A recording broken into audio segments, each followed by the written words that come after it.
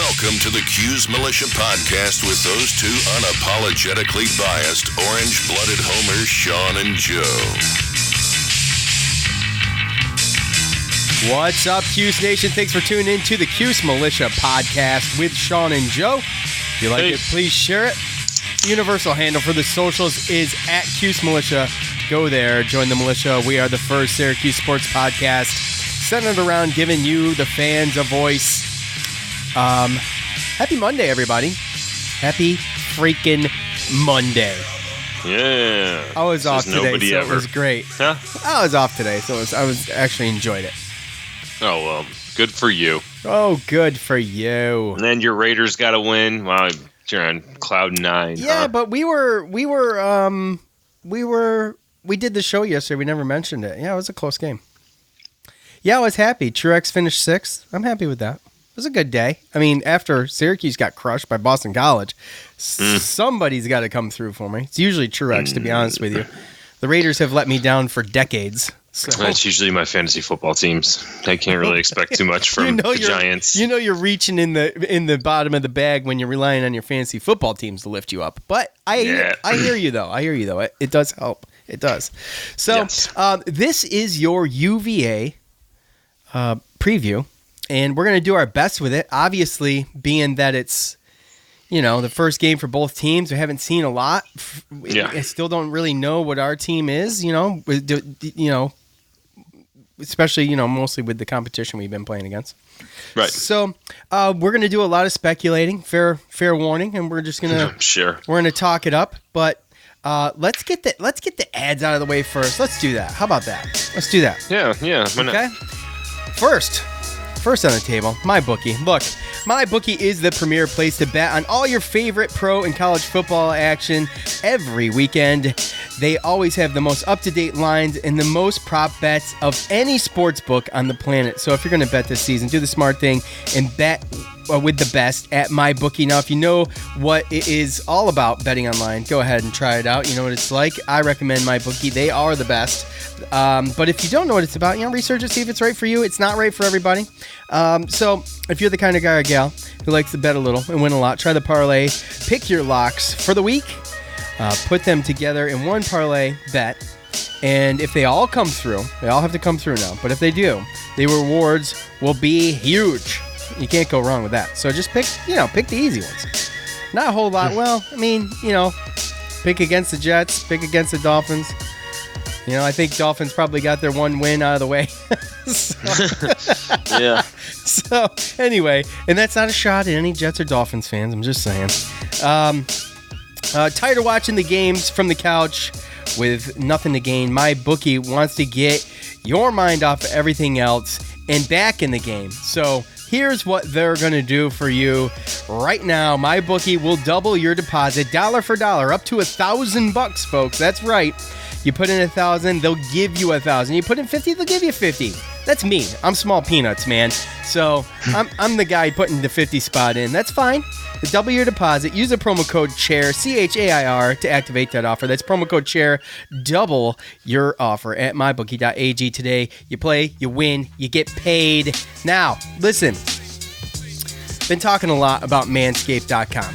Look, I am not Rebecca Grant. The lovely and talented, mostly lovely Rebecca Grant, who was pushing the Manscaped for a while.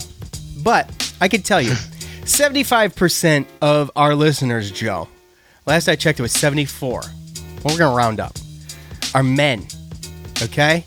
And you need manscaped.com. The other 25, 26% of you, wish you guys used manscaped.com, okay?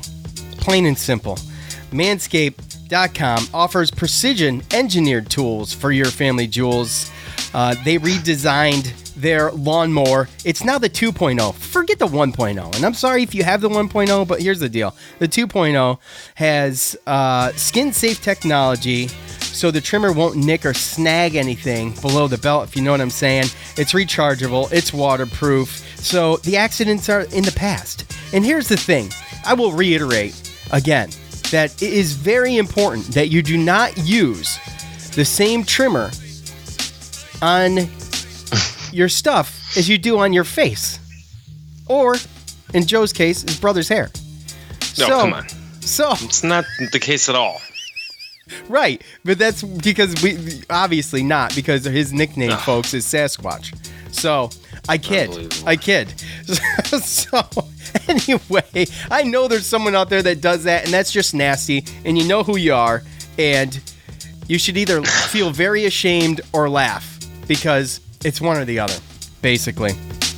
Manscaped also has the crop preserver, the anti-chafing ball deodorant and moisturizer. They have the best cologne going right now. It's really good stuff. I am not joking when I say this.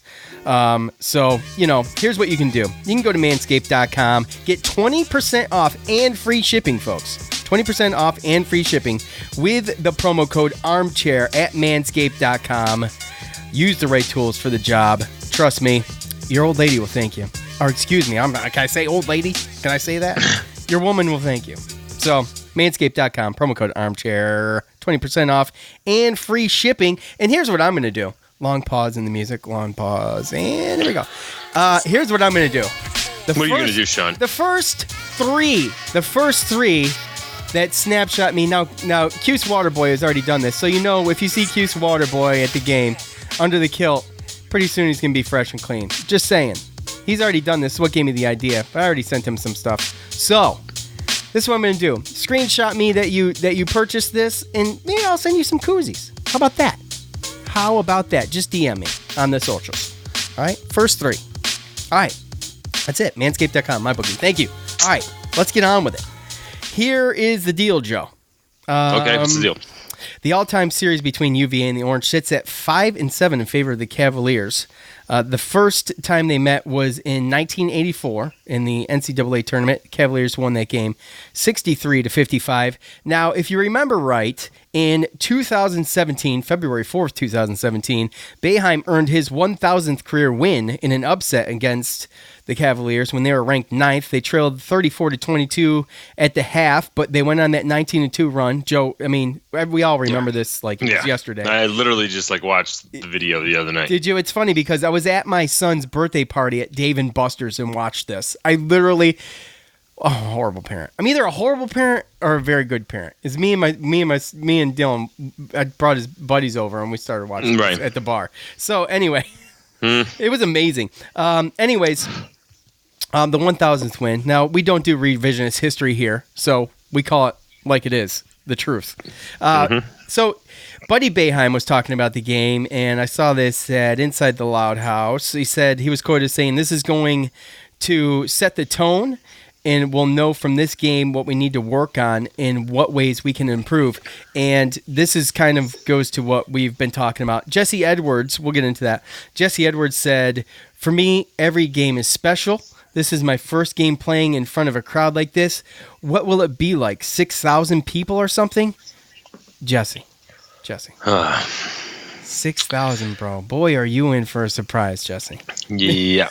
Because he's either gonna crap a brick or he's gonna be very, very excited because I know you folks are gonna turn out for this UVA game without a doubt on Wednesday. So he's gonna be that would be a pleasant surprise. I'm sure since that's come out, he's been either warned or told, however you want to look at it. As we've said before, Joe, the only good can come out of this game. Syracuse is supposed to lose this game, and even if they get massacred, it'll highlight the negatives. We can focus on them and improve, right? Right. With the new extended conference schedule from 18 to 20, it also, I'm just going to highlight some of these couple little things. It also gives the Orange that many more opportunities to pad those net stats that we are all starting to get used to.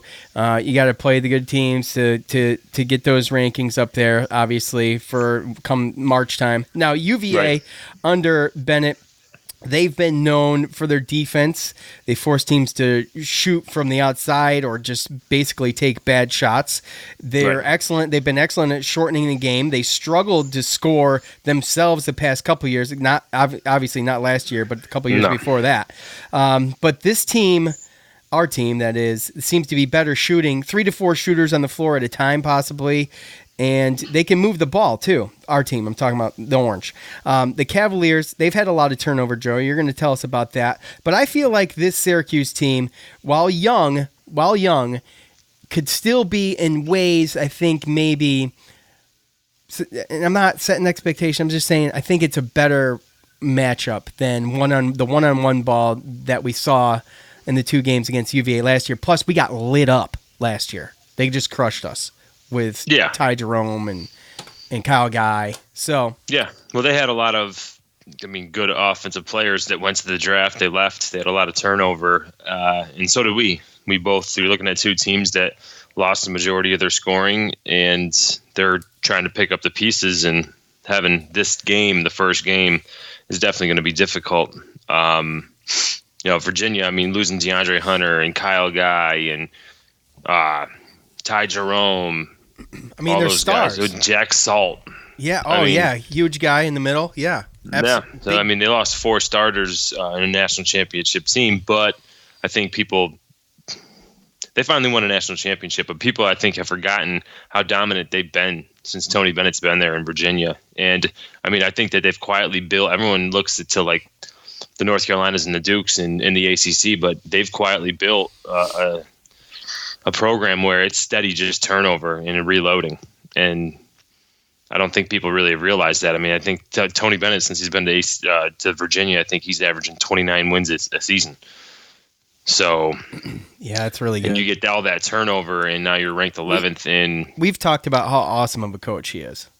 Yeah, and the thing is you can see how he runs it. Like, he has these guys that come in and redshirt and get ready and learn the system and learn the defense. And a lot of the younger guys that come in, they don't necessarily rely on them to score. I remember Ty Jerome when he was younger. They didn't rely on him to score. He was coming in to kind of run the offense and play defense. Right. He was younger, and that wasn't his role. So he's got a system in place, and he recruits well and gets the right guys for his systems. And in that system and his program, it's just, steady reloading.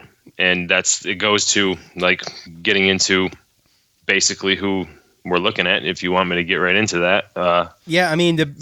When you talk about his recruiting, like, man-to-man defense, very, very effective, very hard to get on the inside. Mm-hmm. And, basically, it's going to be... A lot of it's defense. A lot of it's defense, yeah. So a lot of it's defense. What do you know? Well, tell us what you know. I want to know, but I want to know how good his new guys can shoot. New guys, okay. Yeah. So start with the point guard that's going to be replacing Ty Jerome. It's Kihei Clark. He is a sophomore. He was a freshman last year. He came in and played every once in a while. 5'9", so he's short, but he can get under you as a defender, and he's very fast and endurance. He can be out there, and he did make some good plays last year. So he's definitely a guy, like, just through the systems, just like Ty Jerome, where now it's his turn to step up and let's see what he can do. He can shoot the 3, make the threes. What year is he? Sophomore. True sophomore. Okay. Yep. Other guard is true freshman Casey Morsel, and he is 6'3", about 195. He's got a good frame. They say he can score all over the place. He was number 56 overall prospect, and they're definitely going to look for him to come in and be a key contributor in the points because, again, they got to make up a lot of the scoring from last year. So those 2 guards are right now what you're looking at, and if anything, that's probably the weakness. They did bring in a junior college guard, Tomas Waldetense. Yeah, it's really out there, but he's like a sniper sharpshooter. Shot like 47% last year in JUCO. So again, I think he's a junior coming in, so he's going to have some experience and coming up, and he's going to be one of those 3-point shooters. And that's really the majority of the guards they're going to be looking at. So that's one thing that we can kind of put in our back pocket, is that we're definitely deeper in that spot. But I see Clark playing a majority of the game. And in one of the previews that I read, they were talking about, one thing that could hurt this Virginia team is if one of those top 2 guys get hurt, or if this Morsel and this junior college guy doesn't really pan out. But they say that they're both going to be able to, at least at minimum, be able to play the defense that he asks. So now moving on to the front court and the forwards, they have Braxton Key, who's 6'8", 230-pound senior. He was transferred from Alabama. He played a little bit last year, but again, bigger guy that can shoot and score from different spots, and he's again looking to pick up a bigger role. And they also got a graduate transfer from Marquette, Sam Hauser, and he's a 6'8" graduate senior that can shoot from the outside, and he was an integral part in Marquette's team last year. So them getting him, obviously. And then one of their key returners from last year, senior Mamadi Diakite, 6'9", 224. And again, he's going to be looked at to be a little bit more of a scorer, but we've seen his athletic ability. We know what he can do on defense. And then they have Jay Huff, 7'1", 243-pound junior. And again, it's just one of these guys where when he did play last year, I think in some of the games we played, he played pretty well, but because of everyone that he had in front of him, he's kind of just biding his time. So you got a mix of, and those are going to be the main guys, and there's a couple other guys that are on the bench. I think then they got size. They don't have a lot of the key reserves as far as the guard goes, but like I said, but Francisco Cafaro, 7 foot, 244 guy from Argentina, redshirted last year. He's a freshman that's pushing for time. Kadeen Shedrick, 6'11", 214-pound true freshman, another guy that came in, and he was number 68 overall prospect in this class, and they don't even know how much minutes he's going to get because of how deep their front court is. So, and they they can all play defense, and the key thing for this, obviously, is I think if they can get some foul trouble with maybe Key Clark or something like that, then our guards can maybe do something. And the fact that obviously it's the first game, and they got a lot of talent on their team, but there's a lot of guys that have been waiting their turn and chomping at the bit, but they also got a couple true freshmen coming in. They got a graduate senior transfer. They got a junior college transfer. So I'm not saying that Tony Bennett can't figure it out, but to play them in the first game of the season could be a positive. That's all I'm saying. Because number one, it's the first game of the season. So realistically, this isn't going to be a measuring. You can look and see what you're good at, this and that. Realistically, we don't know how good Virginia or Syracuse is going to be, and we don't know how good they are compared to the country after this game. So, sure, would it be great to get a win? Sure. Is it expected? No. And this isn't going to be, again, the measuring stick as to what we are for the rest of the season. No, absolutely not. Let's just throw out a hypothetical and say, let's say Syracuse beats UVA. Well, UVA might not be that great. We don't know. Yeah. So, but anyway, at minimum, he's got a bunch of talent. Oh, absolutely. They got to figure it out. But he's a lot of times coach. You get those 13 non-conference games to figure it out. Oh, he's a good coach, and he's reloading, and he's got the talent's there. Yeah. So they're still good. It's just basically newer names and faces to what they're going to look like, because their defense is still going to be top 10, top 15, top 20, and granted, they might struggle to score here and there because they're replacing so much of their scoring. But right, that's where I was kind of going with it. So I feel like we can score. I think, obviously, Syracuse is going to have to get inside. I don't think they can become one-dimensional and settle for a bunch of outside shots. That's where I get worried. That's their shtick. That's how Tony Bennett coaches. It's always shorten the game. We're at the end of the shot clock, and we're throwing up we're hucking something from who the hell knows off balance, because you're like, oh, crap, there's the shot clock. So that's what worries me. But how disciplined are they in their defense? We just don't know. So, and this team has better ball movement, though. I know, but I feel like this team has way better ball movement, and it's probably going to look really sloppy at first, as many Syracuse basketball games do. And, the home court advantage, it's going to be electric in there. They may start a little slow. We've seen even a little bit of that just with the couple exhibition games. And if they can settle in, the problem with the settling in, the less experienced you are at settling in at this level, the longer it takes. Yeah. And that's kind of what I worry about. I just don't want to end up having to play catch up and hucking up bad shots. if they can hit these shots early, if they can hit a couple shots early, that'll force Virginia to maybe get out a little bit, and then you can start to work the inside. But you can't start too slow, because otherwise it's going to make you one-dimensional. You're going to be playing catch up. And they're definitely, like you said, they're going to be able to score. They're not going to be able to allow them to get out to a lead. But on top of that, I would just go as well as that.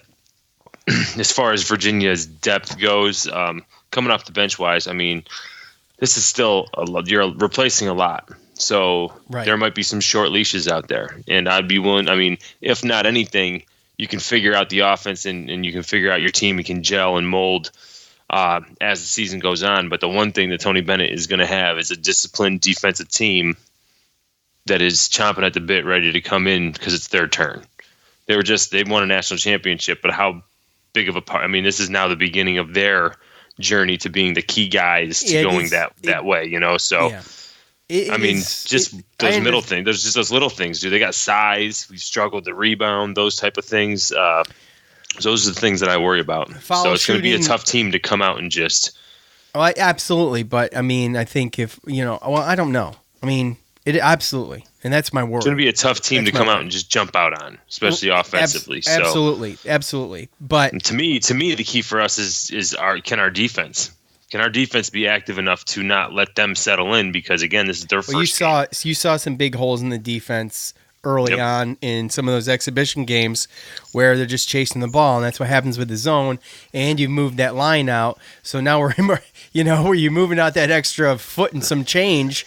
And you're leaving spots in the middle kind of open. And to be honest with you, the middle's still kind of our weak spot. And you think Dole starts tomorrow? I don't know if he starts, but again, there's going to be short leashes. Yeah. And again, just from the exhibitions, that's one thing I worry about is that Kiki Clark using his quickness and his size and penetrating past the guards and being able to dump it down to their more than capable big men. So, or kicking it out to their more than capable outside shooters. Yeah. So as long as, it all really, to me, depends on what the Virginia team looks like. Cause I know that we're going to have there's going to be some lulls because, Yeah. There's going to be, like I said, it's probably not going to be very pretty at times. And it could, for either side. And this is why I said, that's why I preface this whole episode with it's going to be a lot of speculation. Because we could take either side of any one of these scenarios and make it sound like it's going to happen. Right? We just have no idea. So, that's why they play the games, right? Exactly. And, here's the thing. Here's the main thing. And it is basketball season. It's going to be exciting. What we see Wednesday is going to be subpar to what we see at the end of the season come March time. Now, I'm not saying we make some huge run, but what I'm saying is that this team is only going to improve. And I really feel like the chemistry on this team, like you can see it, you can feel it. Last year, you could tell it just wasn't there. Right. You could see it this year. I feel like you can already see it. I think the Italy trip was huge historically. That's actually been a good omen for Syracuse going overseas. And there's nothing bad to take out of this game, folks, even if, let's say we get slaughtered. And it's unfortunate that it is a conference game, and I don't know if after this year, I guess we'll see because it's trial basis. This is the first year that they're doing this. But what do you think, though? I love it. I think it's great. You can say, it's great, but it's just as equal as just starting out as playing against like a top 10 just non-conference team, right? Sure, like a Big it's just Ten unfortunate that it's a conference game and it actually counts because in my personal opinion, I don't know if Boeheim's going to play it any different than just a normal first game exhibitioner against a ranked team. He might not because it's so early. Well, and I think that it's a fine line between putting that amount of pressure into one game that early in the season. You know what I mean? Oh yeah.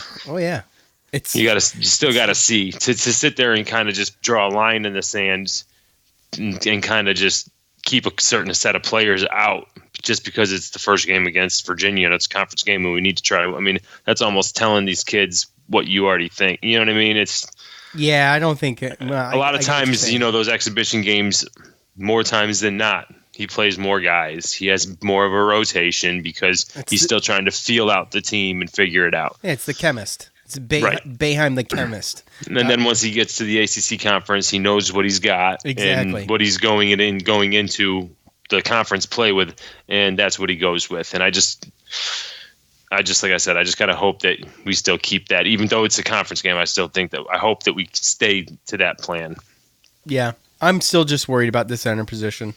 I think everything else is pretty solid, and I know it is. It is because it is. It's pretty solid. It's pretty good. These guys are going to grow. They're going to be good.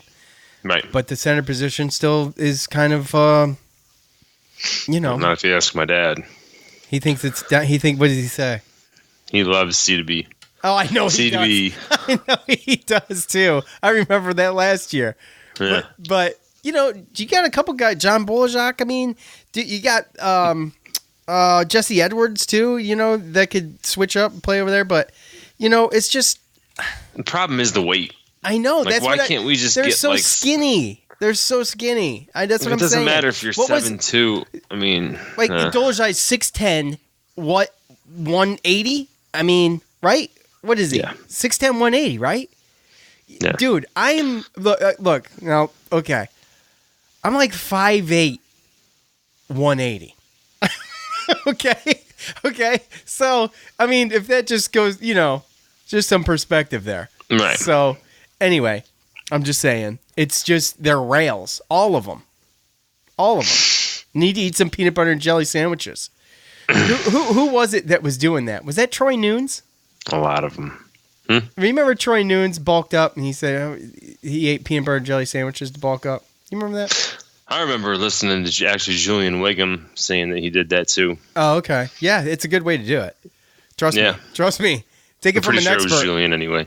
Yeah. Trying to put weight on. Yeah. So all right. Well, that's cool. So it's going to be fun. Let's just enjoy it. Let's not do the one thing.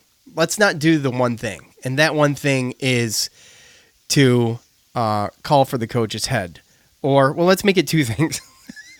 Call for the coach's head. Say we suck. You can't spell after one game? You can't spell suck. You can't spell suck without SU.